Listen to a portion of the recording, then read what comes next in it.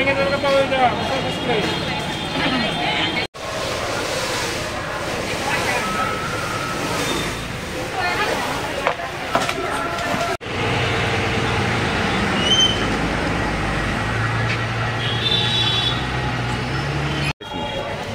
আমরা 10:50-এ একটা খবর পাইছি মেট্রো আগুন লাগছে। এর সঙ্গে সঙ্গে আমরা 2টা ওয়াটার টেন্ডার এখানে প্রোভাইড করছি এবং এসিতে আগুন লাগছে। এসি থেকে এমন কোনো বড় ধরনের ক্ষয়ক্ষতি হয়নি, শুধু ধোঁয়াটা সবাইতে বেশি। তাদের নাকি ফায়ার সিস্টেম কোনো আছে? হ্যাঁ, ফায়ার সিস্টেম আছে। নিয়ন্ত্রণে কীভাবে আছে? হয়তো ফায়ার সার্ভিস এখানে এছাড়া এসিতে জল দেওয়ার পরে নিভে গেছে, এখানে পুরোপুরি কন্ট্রোলে আছে। ক্ষয়ক্ষতি কি কিছু এমন বেশি ক্ষতি হয়নি, কিন্তু এটা জাজমেন্ট করা দেখা যাবে কত ক্ষতি হয়। Thank you.